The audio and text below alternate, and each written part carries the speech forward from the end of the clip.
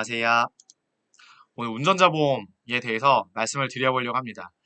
어떤 고객들은 자동차 보험에 이미 가입을 했는데 운전자 보험은 왜 또 가입해야 되냐고 전화 좀 하지 말라는 그런 정말 아무것도 모르는 정말 큰일 날 소리 하는 고객들이 있더라고요. 심지어 이 화면 위에 보이는 이런 값비싸고 좋은 외제차를 타는 고객들 중에서도 운전자 보험 없이 이런 차들을 몰고 다니는 고객들이 있더라고요.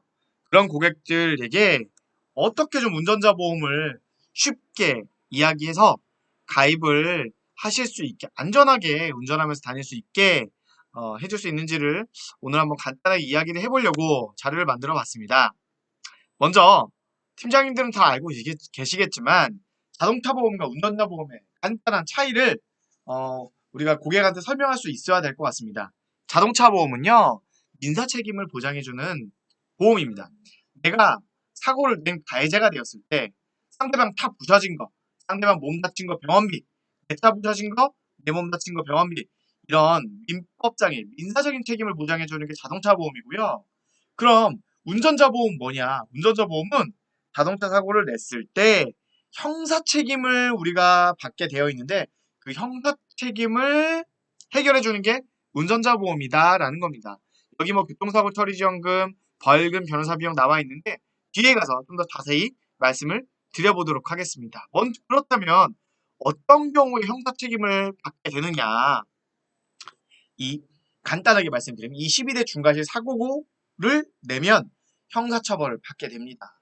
한마디로 운전자 보험은 12대 중과실 사고를 낸 가해자가 되었을 때 그런 상황들을 대응하기 위한 보험이다 라고 한마디로 이야기할 수 있습니다. 간단하게 다시 말씀드리면 자동차 보험은 대인과 대물에 대해서만 보상을 해주는 반면 운전자 보험은 벌금, 형사 합의금, 변호사 선임 비용 등에 대한 부담을 덜어주는 역할을 하는 보험이다라는 겁니다. 보통 일반 사고에서는 영향을 끼치지 않는 운전자 보험에 가입하지 않는 사람들도 많았습니다.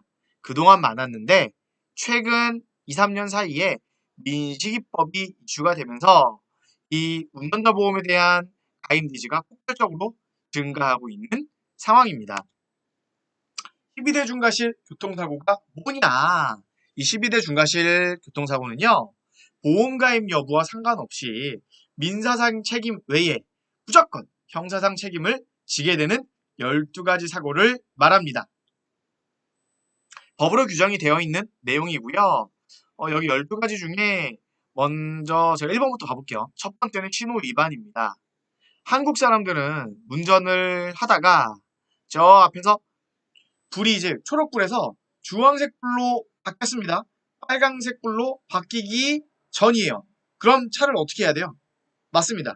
차를 일단 천천히 가서 멈춰서 다음 신호에 내가 안전하게 건너가야 합니다. 근데 성질 급한 어떤 일부 사람들은 악셀을 꽉 밟아가지고 주황색 불, 빨간색 불로 변하기 전에 먼저 통과하려고 엑셀을 밟는다는 거죠. 그러다 사고 나는 거죠. 그런 경우에는 22대 중과실 교통사고에 해당이 될 수 있습니다. 그런 경우에는 무조건 형사 책임을 지게 되더라. 두 번째 경우는 중앙선 침범입니다. 물론 일반적인 경우에 중앙선 침범을 하지 않겠죠. 그런데 이런 경우들이 있어요. 도로가 좁은 왕복 1차선, 2차선 도로에서 서로 양옆으로 길가에 주차를 해놓은 차량 때문에 어쩔 수 없이 중앙선을 침범해서 지나가야 되는 경우가 있습니다. 그럴 경우에 다른 차랑 서로 피해가다가 긁히거나 사고가 나면 이거 12대 중과실 사고란 말입니다. 이럴 경우에도 무조건 형사 책임을 지게 된다라는 말입니다. 세 번째는 속도 위반입니다. 여기서 말하는 속도 위반은 제한 속도보다 20km 이상 과속했을 경우에만 해당이 되고요. 네 번째는 앞지르기 위반입니다. 앞지르기는 어떻게 해야 돼요? 그냥 내가 빈 공간을 찾아서 슝슝슝 이렇게 가면 되나요? 이렇게 가다가 사고 나면 안 됩니다. 앞지르기는 1차선, 1차선이 앞지 추월 차선입니다. 여태까지 모르셨던 분들도 있으실 거예요. 이런 것들 참고해 주시면 좋을 것 같고요. 다섯 번째는 철길 건널목 통과 방법 위반입니다. 여섯 번째는 횡단보도 보행자 보호 위반입니다. 한마디로 횡단보도에서 사고가 나면 무조건 12대 중과실 교통사고에 해당이 되어서 형사 책임을 묻게 되더라 라는 말입니다. 이런 경우에는 어떤 내가 조금만 주의하지 않으면 사고를 낼 수 있게 되는, 내가 가해자가 될 수 있게 되는 경우에 해당이 되더라 라는 말입니다. 7번과 8번은 무면허운전과 음주운전인데, 이거는 어차피 보험으로 안 됩니다. 12대 중과실 교통사고에도 포함이 되지만 운전자 보험에서도 이 두 가지는 면책이기 때문에 넘어가도록 하겠습니다. 9번째는 보도 침범입니다. 일반적인 경우에는 보도 침범을 하는 경우가 없겠죠. 하지만 어떤 경우에 보도 침범을 하게 되느냐 하면요, 우리가 주유소에 갈 때 보도를 이렇게 밟고 주유소로 올라가게 되거든요. 그럴 경우에 보행자와 스치듯 발생한 사고도 다 12대 중과실 교통사고에 들어가서 형사 책임을 져야 되는 가해자가 될 수 있더라라는 말입니다. 10번째는 승객 추락 방지 의무 위반, 11번째는 이른바 어린이 보호구역 안전운전 의무 위반, 민식이법도 여기 해당이 되는 거죠. 12번째는 화물 고정 조치 위반 등이 있습니다. 네.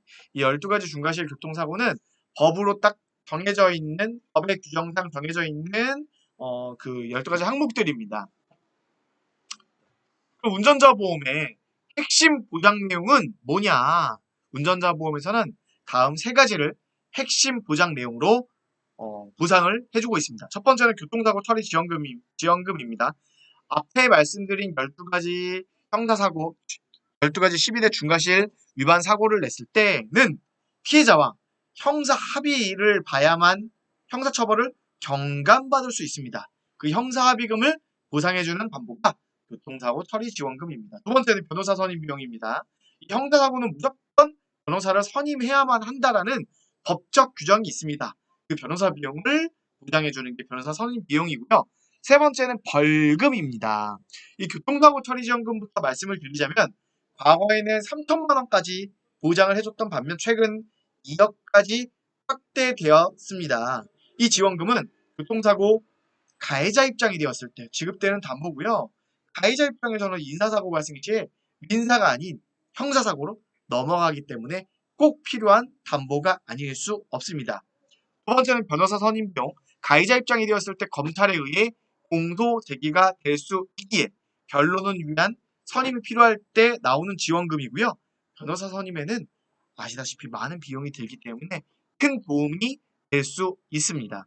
세 번째 벌금은 민식이법을 예로 들어보면 스쿨존 사고의 경우 최대 3천만 원까지 벌금이 발생할 수 있는데, 이 3천만 원 한도로 가입이 가능한 담보다 정도로 봐주시면 좋을 것 같습니다. 운전자 보험을 가입한다면 어떻게 하면 좋을까요? 운전자 보험은 비례보상이기 때문에 모든 담보가 그런 건 아니지만 기본적인 담보들이 비례보상이기 때문에 굳이 2개 이상 보험에 가입할 필요가 없습니다. 2개 이상 보험에 가입하더라도 보험 총액은 같고요. 중복 항목으로 가입할 필요가 전혀 없습니다. 그리고 20년 만기로 길게 설정된 보험을 추천하는 사람들도 있지만, 이 운전자 보험은 사실 관련된 법이요, 매년 변합니다. 그렇기 때문에, 그리고 또 금액에도 큰 차이가 없기 때문에 짧은 기간으로 가입하시고 새로운 게 바뀌면 또 바꾸기를 추천드립니다. 이렇게 오늘은 운전자 보험에 대해서 간단하게 말씀을 드려봤습니다. 제가 지금 말씀드린 내용을 우리 기존에 일하셨던 PA님들은 모르시는 내용들은 없을 거라고 생각이 듭니다. 하지만 신입 PA님들은 이번 기회에 운전자 보험에 대해서 한 번 더 생각해 볼 수 있는 시간으로 좀 활용을 해보시면 좋을 것 같습니다. 굳이 제가 오늘 마감도 다 끝난 오늘 이 운전자 보험에 대해서 살펴본 이유가 있습니다. 아마 이번 달 말, 빠르면 이번 달 말, 늦으면 다음 달 초부터 뉴스에 이 운전자 보험에 변화되는 내용과 관련해서 뉴스가 계속 뜰 걸로 예상하기 때문입니다. 네. 어떤 내용이 바뀔지가 궁금하시죠? 그렇다면 오늘 공부하신 내용들을 다 숙지하시고 2탄을 기대해 주시기 바랍니다. 즐거운 주말 보내시고요. 오늘 공부한 내용들은 반드시 숙지해 주시고 다음 주 월요일부터 활동을 해주시기를 당부드리도록 하겠습니다. 주말 잘 보내세요.